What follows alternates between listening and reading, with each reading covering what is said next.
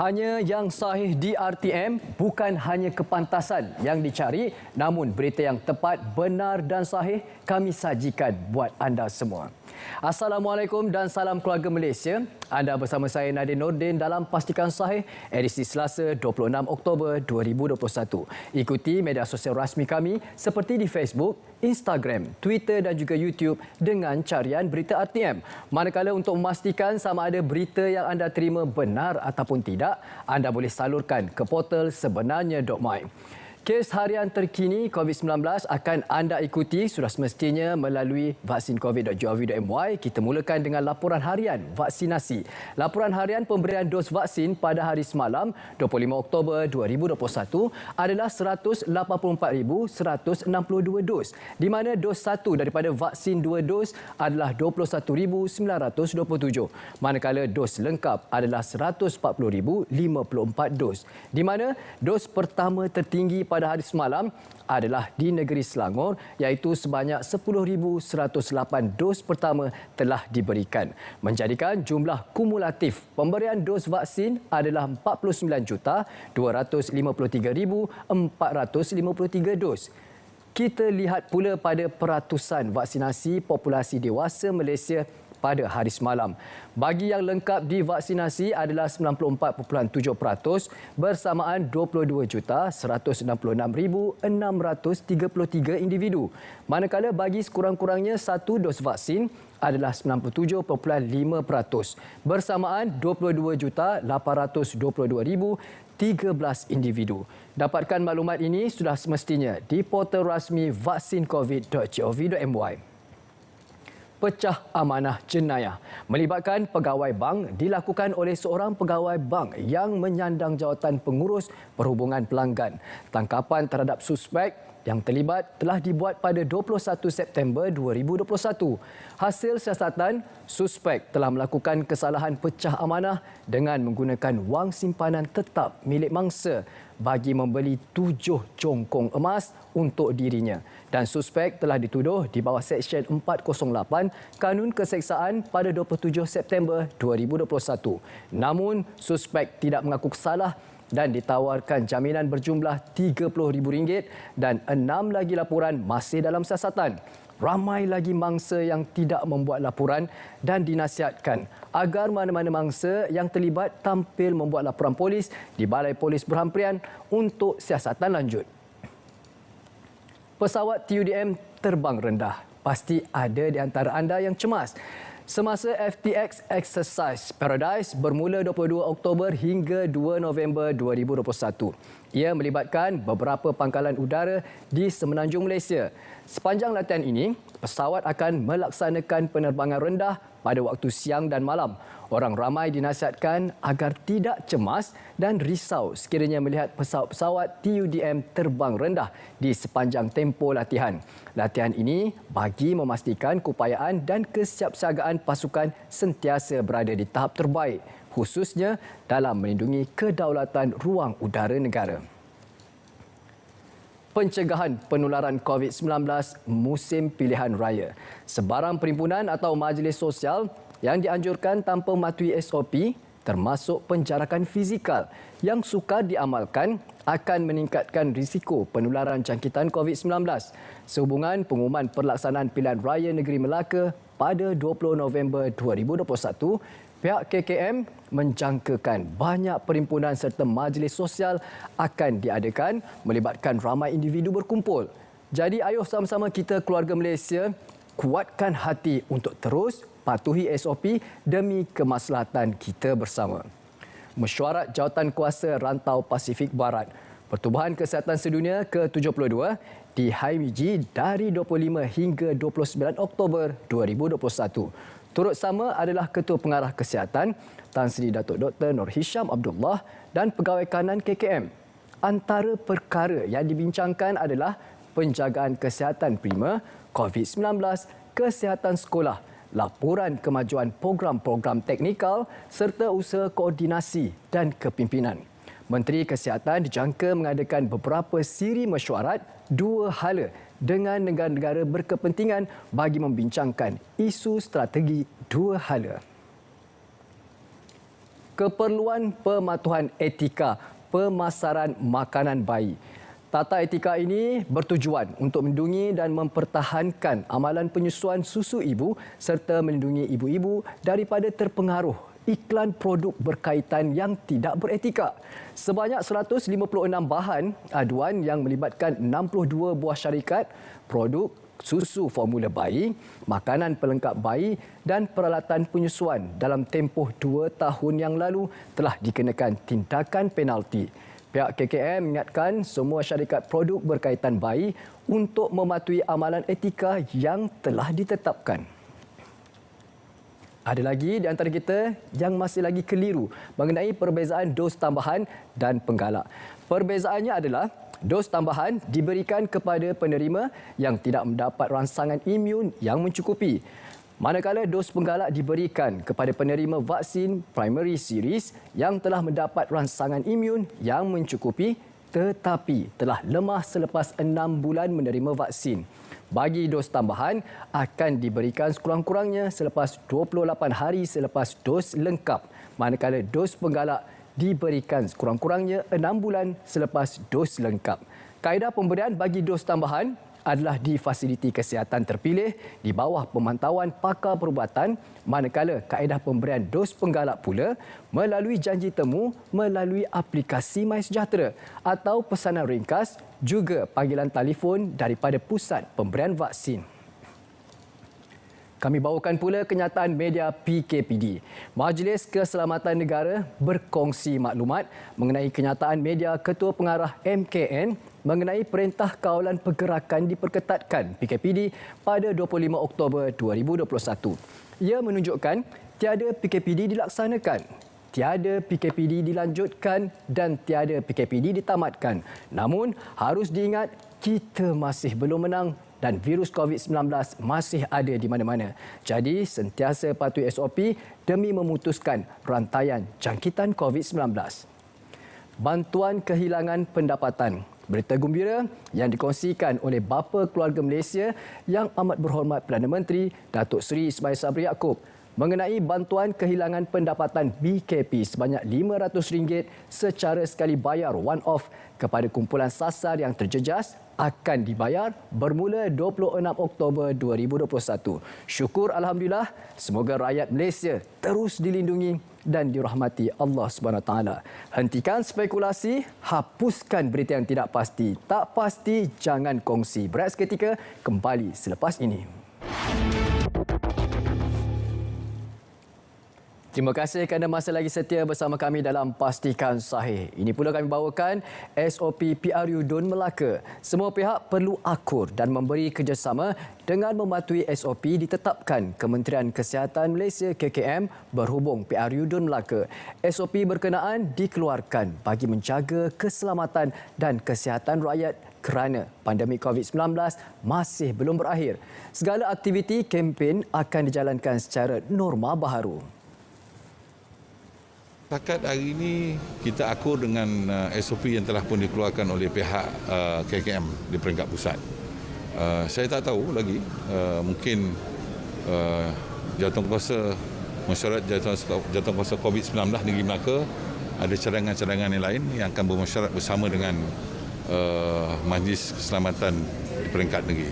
Setakat hari ini kita akur saja dengan SOP yang dikeluarkan oleh pihak pusat. Sekiranya ada keputusan-keputusan ataupun SOP penambahbaikan di peringkat negeri, itu kita tunggu mesyuarat jawatankuasa COVID negeri yang akan memesyuarat.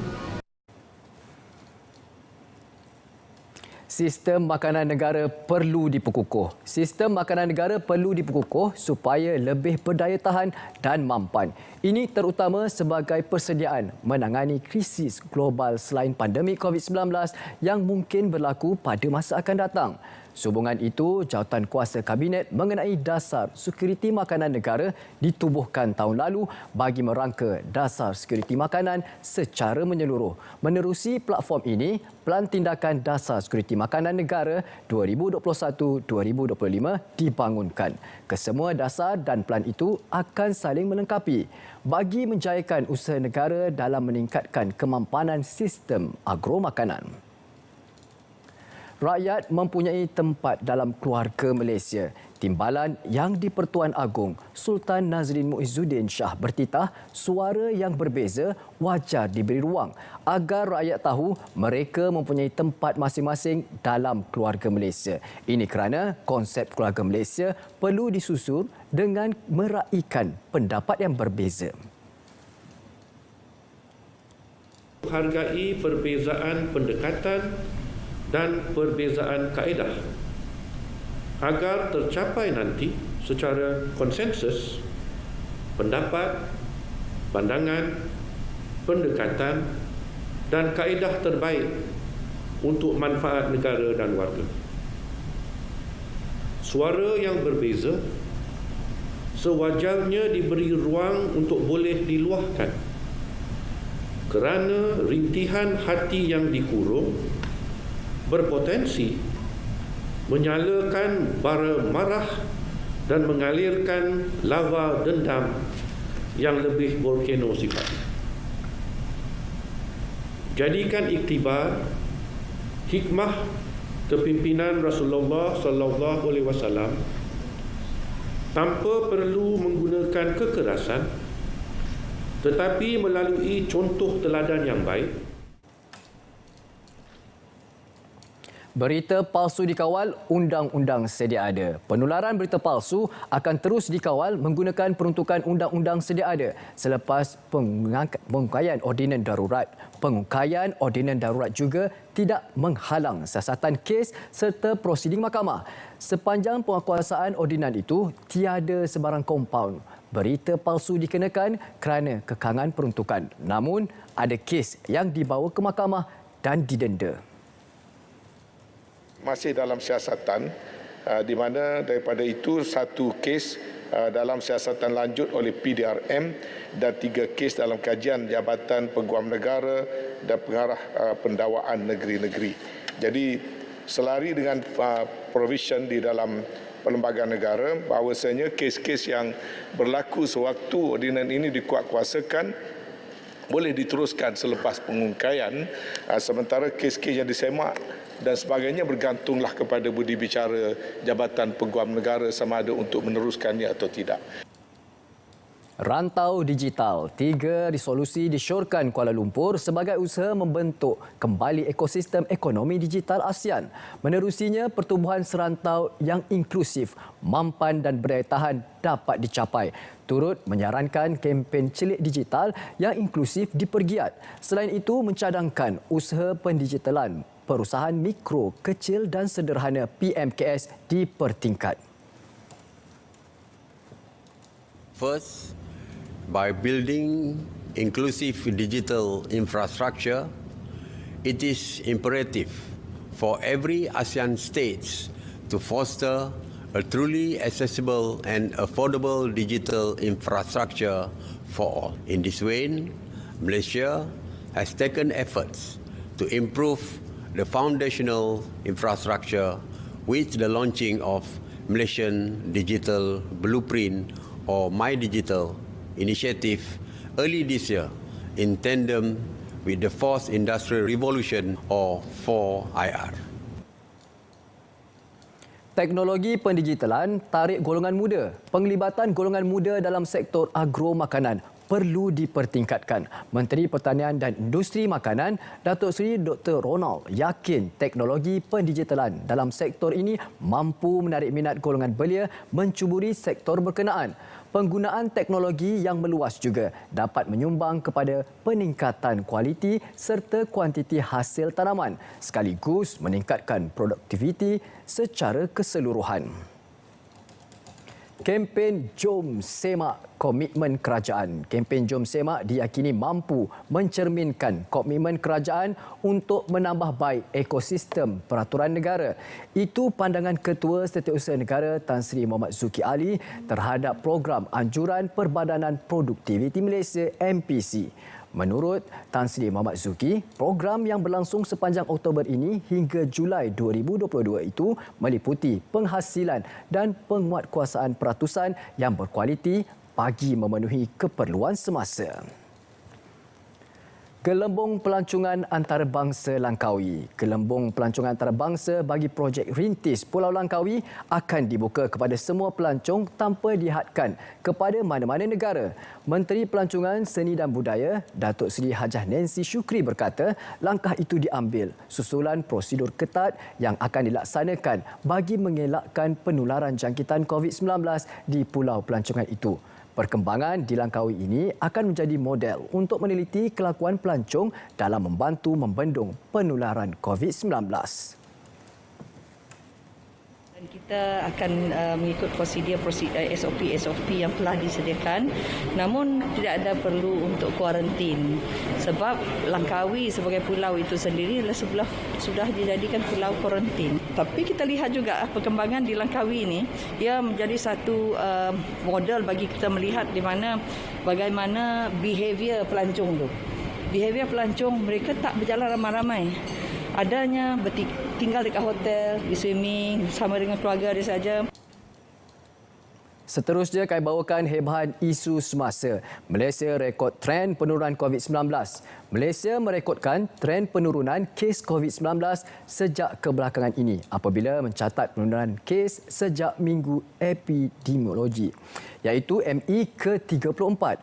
Ketua Pengarah Kesihatan Tan Sri Dr. Nur Hisham Abdullah berkata, pada ME ke-42 dari 17 Oktober hingga 23 Oktober, kes baharu COVID-19 menurun 20.7% daripada 52,321 kes dalam ME ke-41 kepada 41,508 kes semasa ME ke-42.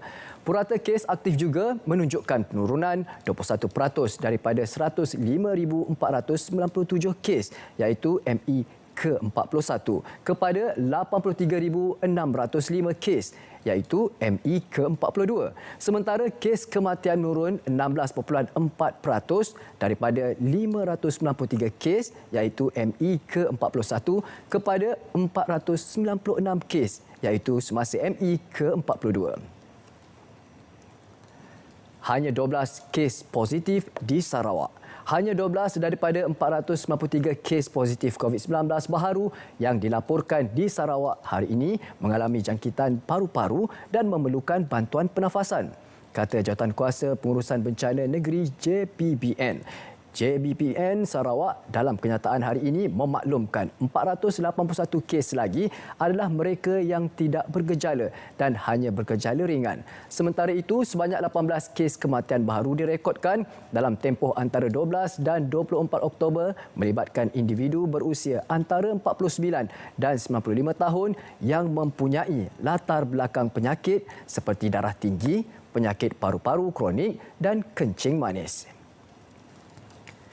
Inisiatif elak peningkatan kes COVID-19 di PRN Melaka. Menjelang pilihan raya negeri PRN Melaka, persidangan Dewan Rakyat dijangka tertumpu kepada inisiatif yang akan dilaksanakan kerajaan bagi mengelak peningkatan kes COVID-19 seperti yang berlaku di PRN Sabah tahun lalu.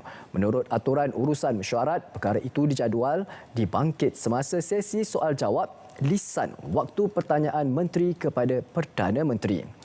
Datuk Robert Lawson, GPS Bentong pula meminta Menteri Perdagangan Dalam Negeri dan Hal Ehwal Pengguna menyatakan inisiatif Suruhanjaya Syarikat Malaysia SSM berkaitan pengenalan mekanisme penyelamat korporat untuk membantu entiti perniagaan bermasalah. Berehat seketika, kembali selepas ini dalam Pastikan Sahih.